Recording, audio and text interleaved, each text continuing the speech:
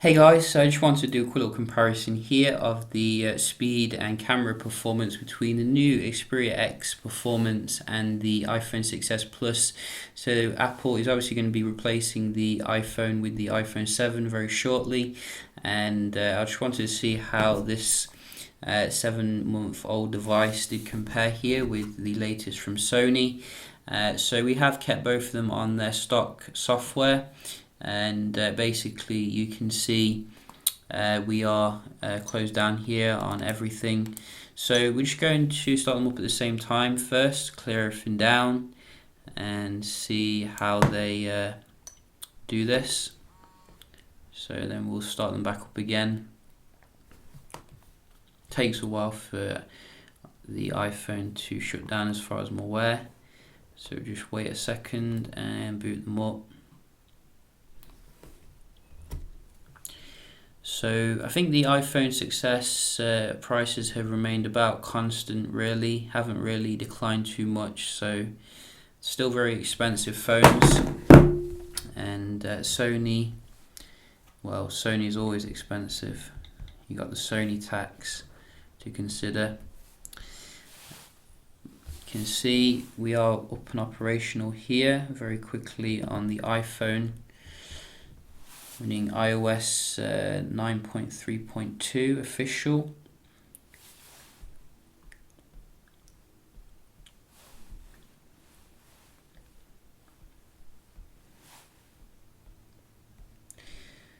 So we are up and operational on the Sony. So we do have a few comparative apps that we can have a look at here, see how they respond.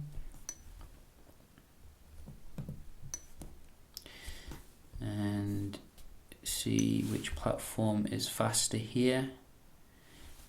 So far they seem to be very similar actually. Oh, iPhone came up then.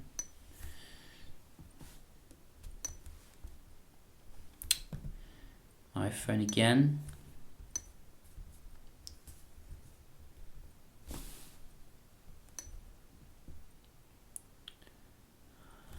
That was a Sony.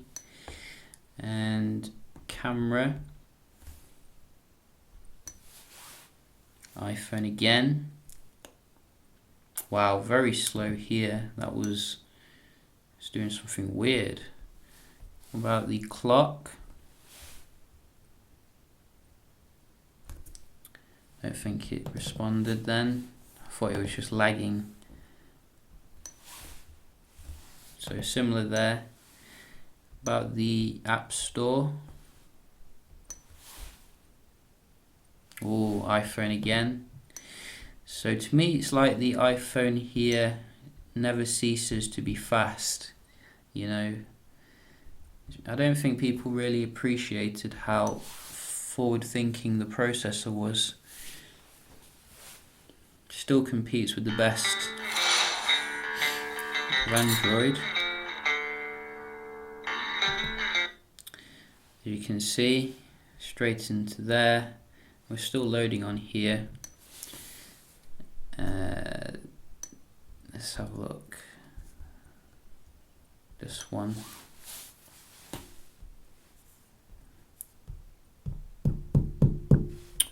Come on. See how these load.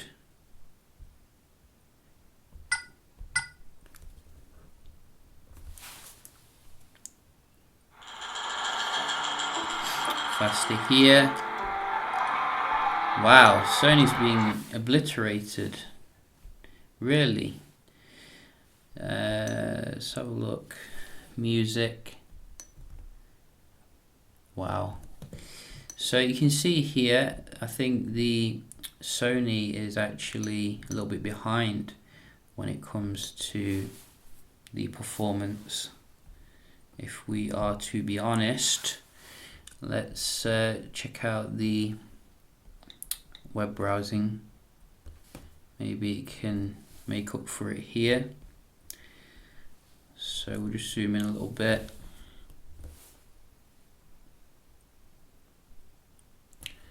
Let's think it responded.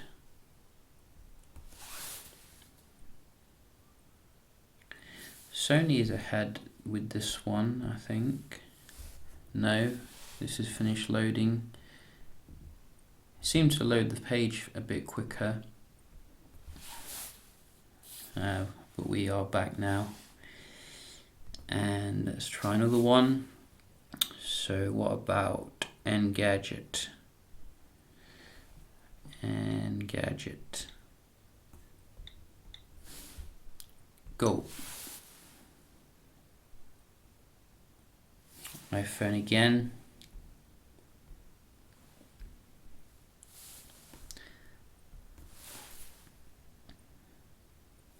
Sony this time. I think Sony should definitely get its own kind of browser at the very least, so it can really optimize the performance a bit better. Most companies do have that. News, BBC. So let's see.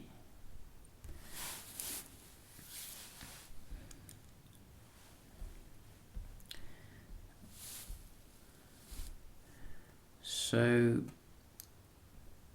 I think for this one, quite similar. Maybe there's not a huge difference when it comes to the web browsing. So that could be good there.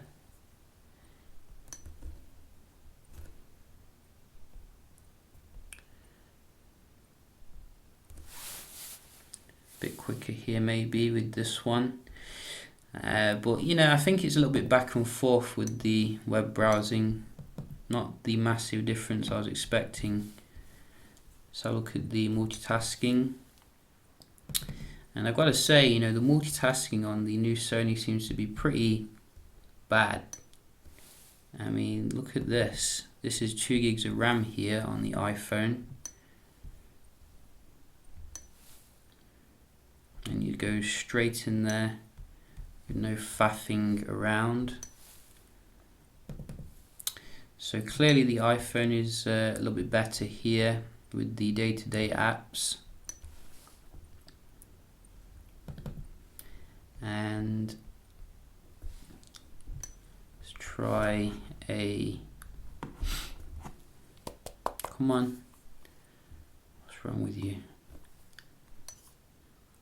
There you go. I think it's losing the plot. Try game. Go straight in there, no reload.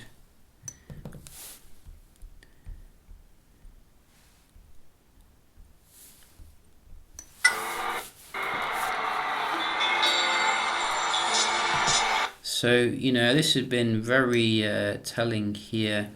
You can see the iPhone is still giving you better performance, even given how old the device is.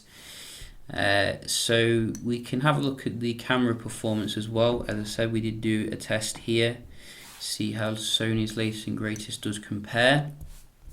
Why does this keep going to a weird kind of horizontal? But we did do like a selfie shot here on both of them, and I gotta say the selfie pictures seem to be very good on the Sony. I'm not sure the exact megapixel or what technology is involved there, but it seems to capture a little bit more detail than either Samsung or Apple's shots. But still, generally, when it comes to the actual day-to-day performance, it's kind of mixed really. A little bit more closer here, I'd say, between the Xperia X performance and the iPhone in terms of the low light. Probably a little bit brighter on the Sony when you're using the night mode. However, the problem on the Sony is that when you use the superior auto mode, there's a weird kind of like graininess that sometimes occurs in the corners. It's probably not that easy to spot on these pictures, but I can assure you it's there when you're using a superior auto. And I saw the same thing as well on the Z5, which is really weird. We did use the 8 megapixel as well mode on most of the low light shots to see if that helps with the situation. I think the colours are definitely more vibrant than the iPhones in general. I think the iPhones are a bit more muted, but really there's not the massive difference I was expecting, particularly given how old the iPhone is here. It still feels a bit more reliable as well when taking the shot. There's less likelihood of really blurry shot, whereas Sony can really have blurry problems with its when you taking the shot very quickly.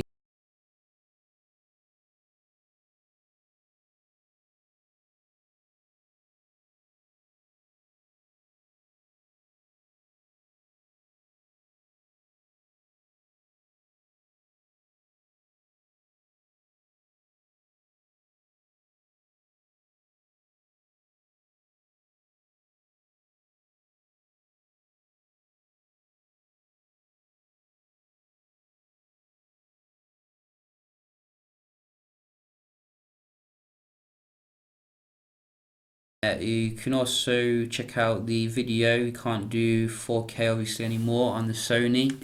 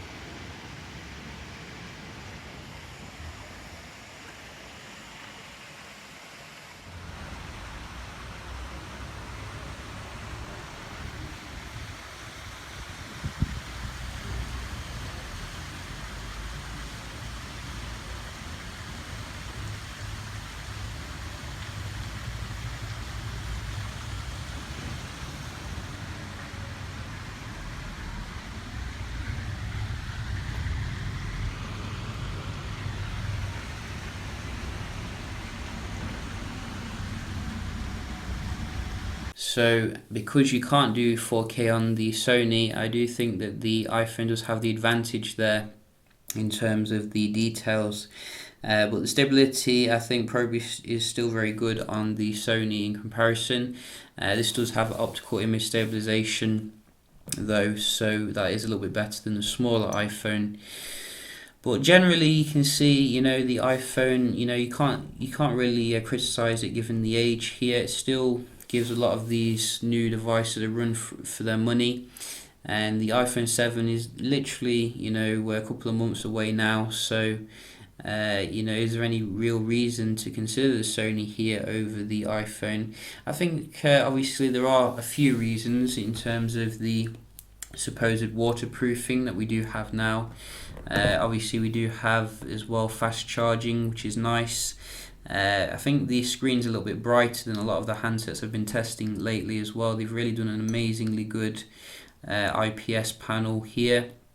It's just a shame that it doesn't have some of the bells and whistles that we do expect for a 600, 700 euro phone.